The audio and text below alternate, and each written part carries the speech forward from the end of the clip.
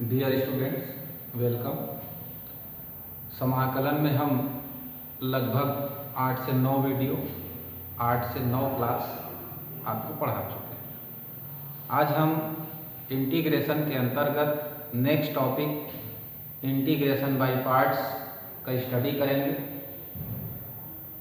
जो इसके पूर्व की कक्षा का अध्ययन नहीं कर पाए हैं वो हमारे चैनल को सब्सक्राइब करके पिछला वीडियो भी देख सकते हैं।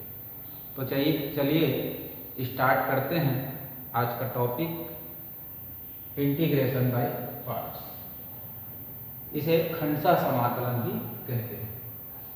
खंडशः समाकलन में किस प्रकार के प्रश्नों को हमको हल करने के लिए मिलेगा ये देखते हैं। तो जैसे दो फलन अगर गुणा के रूप में दिया गया हो प्रश्न में, उन परिस्थितियों में हमको खंडशः समाकलन का प्रयोग करना है। तो मान लीजिए u कोई फलन है जिसका x और v भी फलन है x। तो दो फलन x के जिनका नाम u और v है, अगर गुणा के रूप में हो u इंटू v, तो इसमें जो प्रयोग में लाया जाने वाला सूत्र है वो होता है u integration of v minus D D x of u integration of v, और ये होल इंटीग्रेशन। इस फार्मूला को कम से कम आप 5 बार लिख लीजिए ताकि आपका प्रैक्टिस ठीक हो जाए। बहुत ही उपयोगी फार्मूला है, तो 5 बार आप इसको लिख करके अभ्यास करें। अब यहाँ u और v, तो मान लीजिए मैं u को फर्स्ट फंक्शन कहूँ और v को सेकेंड फंक्शन। तो कुछ निर्धारित नियम है कि हम किसको फर्स्ट और किसको सेकेंड लें। तो जब दो फलन गुणा के रूप में दिया गया हो तो उस फलन को प्रथम फलन मान लेंगे जिसका समाकलन ज्ञात ना हो। फर्स्ट कंडीशन क्या बताया? u और v में हम उसको फर्स्ट फंक्शन मानेंगे जिसका हम इंटीग्रेशन नहीं जानते। दूसरी स्थिति कि दिए गए दोनों x के फलनों में यदि हम दोनों का समाकलन जानते हैं, यदि हम दोनों का समाकलन जानते हो तो उस फलन को प्रथम फलन मानेंगे जिसका उत्तरोत्तर अवकलन अर्थात सक्सेसिव डिफरेंशिएशन शून्य हो जाता हो। थर्ड कंडीशन, यदि फलन अकेला है जैसे log x है, हम उसका इंटीग्रेशन नहीं जानते, तो इस स्थिति में हम एक अन्य फलन के रूप में इकाई 1 का गुणा कर लेते हैं, log x इंटू 1, और 1 को हम सेकेंड फंक्शन मानते हैं और log x को फर्स्ट फंक्शन। तो अगर अकेले फलन है तो उस स्थिति में हम 1 का गुणा कर लेते हैं और उस अकेले फलन को ही क्या मानते हैं? प्रथम फलन। चौथा कंडीशन होता है जब दोनों फलन का हम समाकलन जानते हो और दोनों में से किसी का भी उत्तरोत्तर अवकलन शून्य ना होता हो, तो हम किसी को भी प्रथम फलन मान करके हल कर सकते हैं। एक अंतिम कंडीशन है इलेट। अब ये इलेट है क्या? तो इलेट का मतलब है कि यदि आपके दिए गए प्रश्न में I मतलब inverse trigonometry, L logarithmic function, A algebraic function, T trigonometric function और E एक्सपोनेंशियल फंक्शन, इनमें से कोई 2 या 3 आपके सामने हो तो देखेंगे। मान लीजिए एक प्रश्न लिखते हैं तो x square into e to the power x में मान लो लिखा प्रश्न, तो x क्या है? अलजेब्रिक फंक्शन है और e क्या है? Exponential function. तो ये हमारा फर्स्ट फंक्शन होगा, ये सेकंड फंक्शन होगा। क्लियर? जैसे मान लो लिखता हूं मैं साइन इनवर्स x और सामने लिखा हुआ है x square.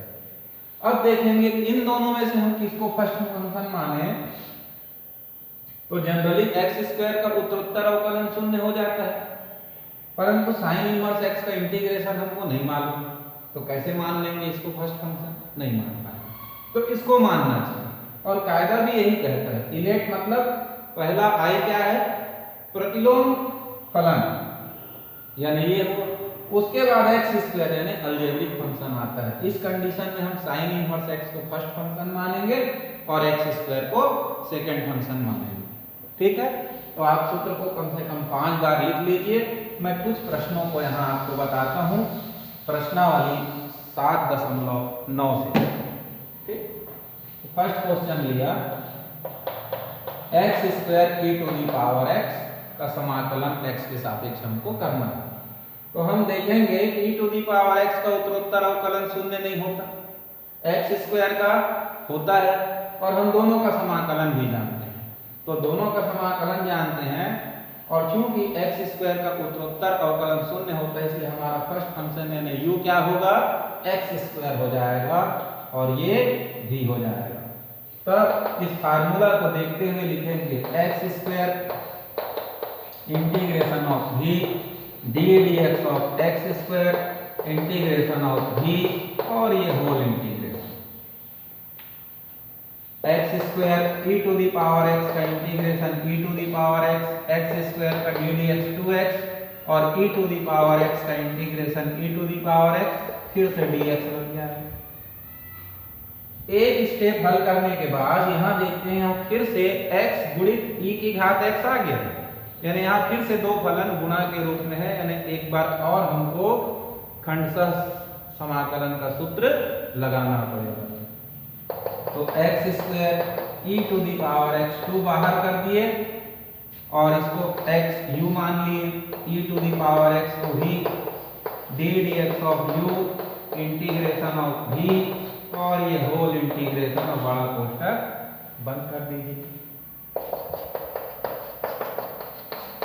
x e to the power x का integration e to the power x, x का d dx 1, e to the power x का integration e to the power x फिर से integration x square e to the power x गुणा कर दीजिए 2x e to the power x minus minus plus 2, और e to the power x का integration होकर के क्या मिलेगा? e to the power x। अब हम देखेंगे कि तीनों पदों में क्या वैल्यूज ले सकते हैं e to the power x, तो x square minus 2x plus 2 क्या होगा? हमारा आंसर होगा। क्लियर है? ठीक, फार्मूला को सामने लिख के रखिए, u भी सही मानेंगे और सूत्र लगाते जाएंगे तो आपका प्रश्न बनता जाएगा। ठीक,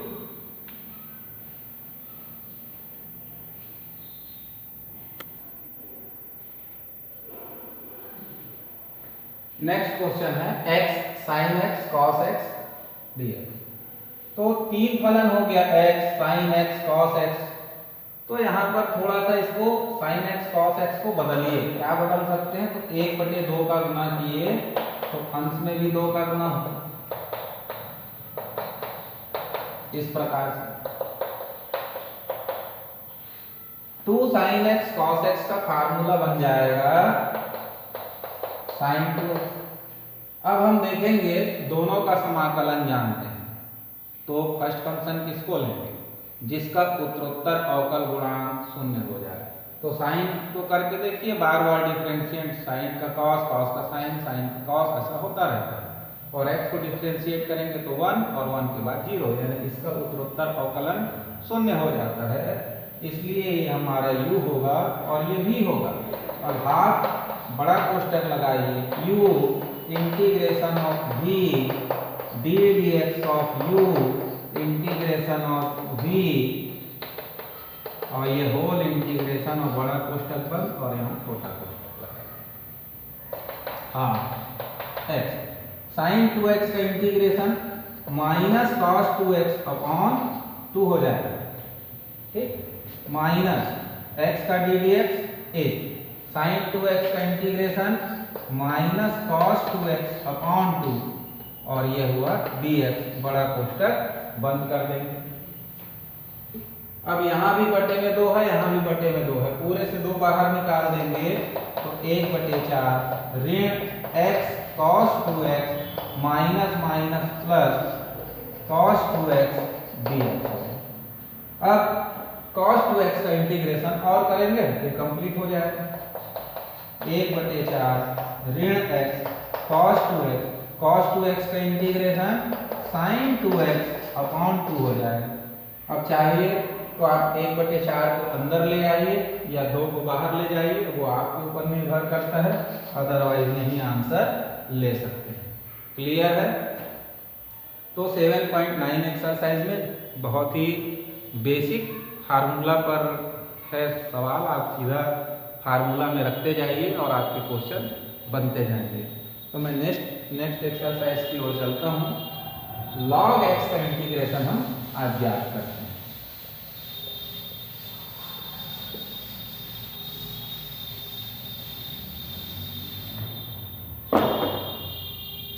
तो ये हुआ log x बेस की, ठीक।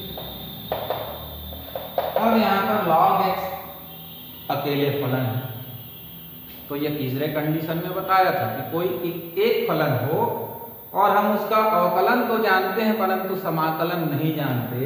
इस स्थिति में हम इकाई का गुणा लेते हैं, यानी एक का गुणा ले लेंगे ऐसा log x इंटू 1 और dx, और u किसको मानेंगे?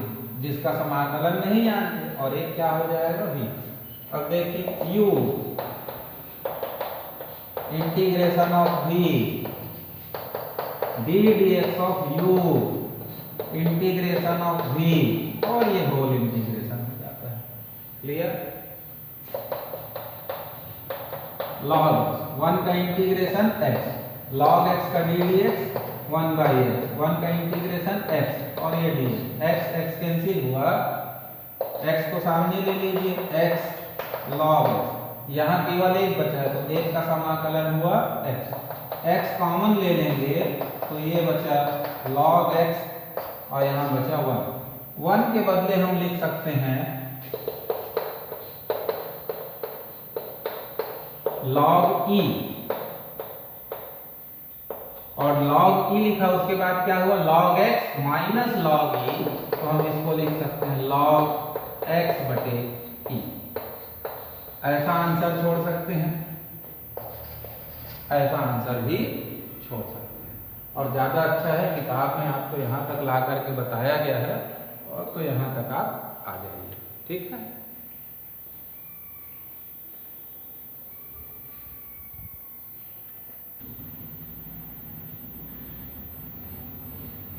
एक्सरसाइज 7a.10 का लेते हैं। x की घात n log x base e। अब यहाँ x की घात n का उत्तरोत्तर अवकलन शून्य होता है, हम जानते हैं, और log x का समाकलन हमको मालूम है। तो log x हमारा क्या होगा u, और ये हो जाएगा v। तो u इंटीग्रेशन ऑफ v और d dx of u integration of v, और ये whole integration x to the power n का integration x to the power n plus 1 upon n plus 1 log x का d dx 1/x, और इसका integration x to the power n plus 1 upon n plus 1 x to the power n plus 1 upon n plus 1 into log x।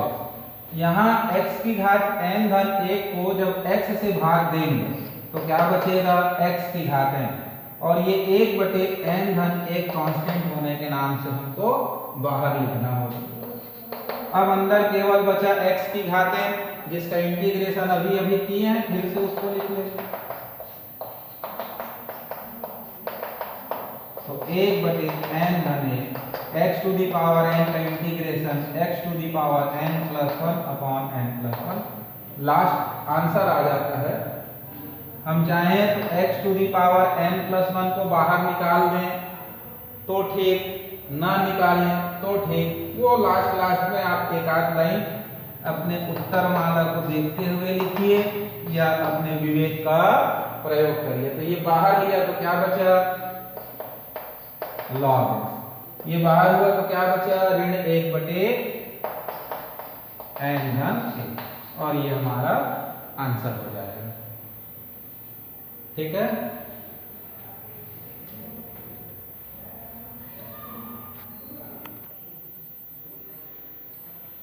Next question लेते हैं। log x square plus a square upon x square. तो हम इसको थोड़ा ऐसा लिखें, log x square plus a square into x to the power minus 2 dx। तो इसका इंटीग्रेशन तो जानते ही नहीं है, इसलिए u हमारा कौन सा होगा, ये, और ये हो जाएगा v। फार्मूला लगाइए, तो u integration of v dx of log x square plus a square integration of x to the power minus 2 dx whole integral. log x square plus a square, x to the power minus 2 को integrate करेंगे तो -2 + 1 यानी -1 upon -1 आएगा। अब log x का ddx हम जानते हैं 1/x होता है, परंतु यहाँ पर क्या है, log x का स्क्वायर प्लस a का स्क्वायर, तो हम इसको कैसा बनाते हैं, t मान करके। तो मन में t रखिए, तो log t का हुआ आपका 1/t, बोलते रहिए t और लिखिए x का वर्ग धन a का वर्ग। फिर t को डिफरेंशिएट करते हैं, तो x स्क्वायर को डिफरेंशिएट करेंगे तो 2x, और a स्क्वायर का डिफरेंशिएशन 0 हो जाएगा, किया है। यहाँ x to the power -1 upon -1 होगा। अब इसको थोड़ा देखें, x और x की घात ऋण दोनों का गुणा होगा, तो मतलब क्या हुआ, x की घात 0 गायब हो गया। या फिर आपको ऐसा नहीं लिखना है, इसको 1/x लिखेंगे, तब x और x कटाना होगा। तो और इसको भी x की घात ऋण 1 है, उसको क्या लिखेंगे, 1/x, और ये माइनस साइन सामने लगा दिए, 1/x log x square plus a square, ये माइनस बाहर तक आया और 2 को भी बाहर ले लिए, तो बचा 1/x का वर्ग धन a का वर्ग x गुणित 1/x। अब आप कटा दीजिए x। अब आप देखेंगे इसके अंदर इंटीग्रेशन के अंदर केवल क्या बचा, 1/a का वर्ग धन x का वर्ग कहिए, या x का वर्ग धन a। मानक रूपों में अवकलन में मैं आपको पढ़ाया था, उसमें 10 सूत्र आपको लिख करके यहाँ दिया गया था। उसमें से फर्स्ट वाला है, इसका समाकलन क्या होता है ये जानने के लिए या तो आप बुक का इस्तेमाल करिए या फिर वीडियो देखिए। ठीक, बार बार पिछला सूत्र यहाँ बताना मुमकिन नहीं होता है। तो ये अपन आगे बढ़े, तो i बराबर -1/x log of x square plus a square plus 2। अब ये स्टैंडर्ड फॉर्म है इसका, ये जो बचा हुआ है ना 1/a का वर्ग धन x का वर्ग का समाकलन, तो क्या होता है 1/a tan इनवर्स x/a, इसका इंटीग्रेशन ये होता है। जैसे ही आप इस इंटीग्रेशन को लिखते हैं, हमारे प्रश्न का उत्तर या प्रश्न का हल हो जाता है। तो क्लियर, तो इंटीग्रेशन या अपन डिफरेंशिएशन करते हैं। चैप्टर सरल तो होता है, परंतु डिपेंड करता है आपके प्रैक्टिस के ऊपर। आप जितना अधिक प्रैक्टिस करेंगे आपको सरल लगेगा, अदरवाइज कहना मुश्किल है। ठीक,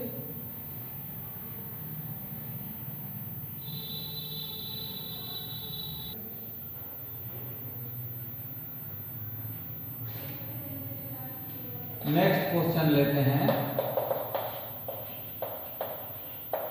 log स्क्वायर x लिखो या log x का होल स्क्वायर लिखो, इन दोनों का मतलब एक ही है, परंतु log x स्क्वायर होगा ऐसा, तो ये अलग है ना, ये इसके बराबर नहीं होगा। log x स्क्वायर होने से ये 2 log x हो जाएगा, परंतु ये 2 log x नहीं हो सकता। तो ऐसा लिखा हो प्रश्न, उसको हम ऐसा लिख लें, या ऐसा लिखा है उसको ऐसा लिख लें, दोनों स्थिति एक ही है। अब इसमें log x बस है, तो हमको एक का गुना लेकर के बनाना पड़ेगा। तो ये हुआ log x का whole square into 1। First function यानी u integration of v d dx of log x का whole square integration of v फिर होल इंटीग्रेशन log x का होल स्क्वायर, एक का समाकलन x।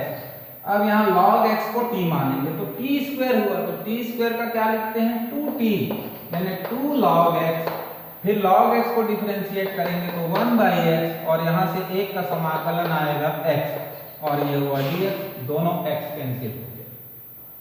x log x का whole square 2 constant बाहर और इसको लिख देंगे 1 into log x dx।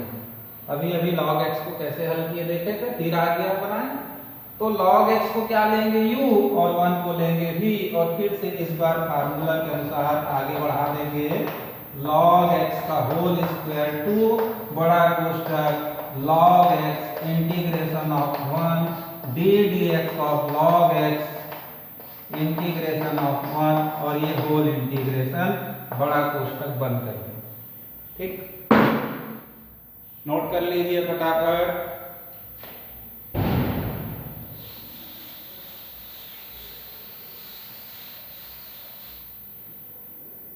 आगे x log x का होल स्क्वायर -2 log x, यहां से एक का समाकलन क्या बाहर आएगा x minus d dx of log x mean 1/x और 1 का इंटीग्रेशन x इंटू dx बड़ा कोष्ठक बंद x x cancel x log x का whole square -2x log x minus minus plus 2 1 का integration clear x log x का whole square 2x log x plus 2x। तो प्रत्येक पद में एक चीज कॉमन दिखाई देता है x, तो आप चाहें तो x को उभयनिष्ठ निकाल करके लिख सकते हैं। तो जैसे ही x को उभयनिष्ठ निकालेंगे log x का whole square -2 log x plus 2, ये हमारा आंसर है। तो बताए गए कुछ प्रश्नों के आधार पर 7.9 और 7.10 के क्वेश्चन आप बना सकते हैं। तो इसको आप हल करके रखेंगे, फिर नेक्स्ट क्लास में हम आगे आपको बताएंगे कि कैसा इंटीग्रेशन हमारे सामने आएगा और उसको कैसे हम हल कर पाएंगे।